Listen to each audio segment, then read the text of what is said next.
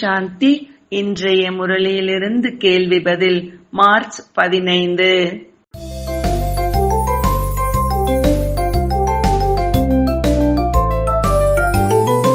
பரமாத்மா கொடுக்கும் பொக்கிஷங்களை சேமிக்க எது அவசியம்?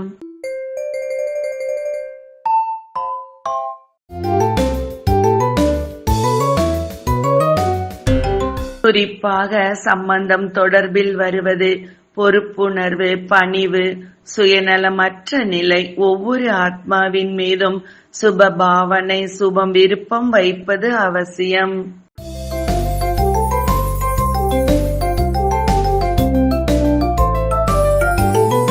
முரளியை கேட்பதில் எத்தனை விதமான குழந்தைகள் இருக்கின்றனர் என ஈஸ்வரன் கூறுகிறார்.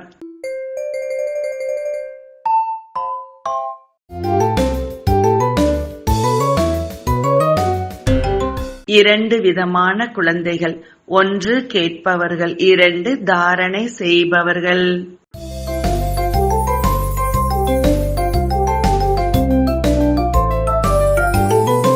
யார் பொக்கிஷங்களை சரியாக பயன்படுத்த முடியும்?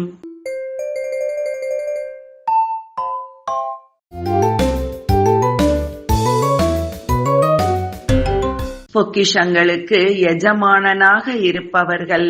ஏனெனில் பொக்கிஷங்கள் தானாக காரியத்தில் ஈடுபடாது.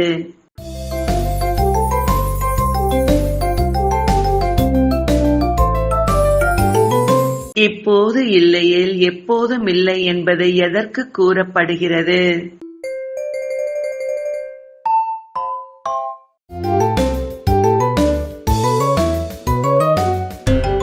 சங்கமயுக நேரத்திற்காக கூறப்படுகிறது.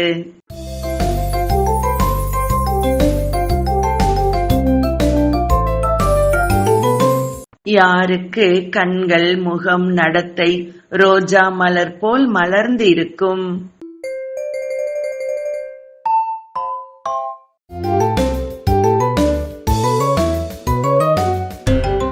பரமாத்மா கொடுக்கும் களஞ்சியத்தில் நிரம்பி இருப்பவர்கள்.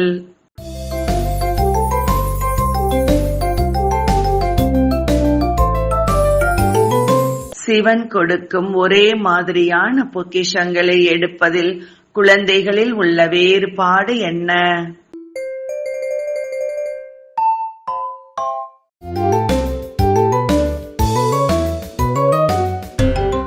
சிலர் சேமிக்கிறார்கள், செலவு செய்து விடுகிறார்கள்.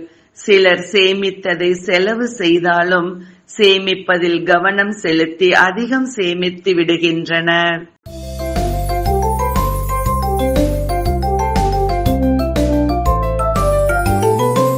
மனதினால் சக்தி, வார்த்தைகளின் மூலம் ஞானம், செயலின் மூலம் குணதானம் செய்ய வேண்டும். சரியா தவறா?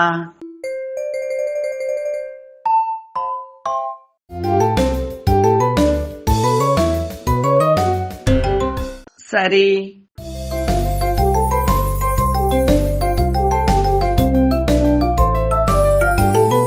இன்றைய முரளியில் முக்கியமாக என்ன கூறப்பட்டுள்ளது?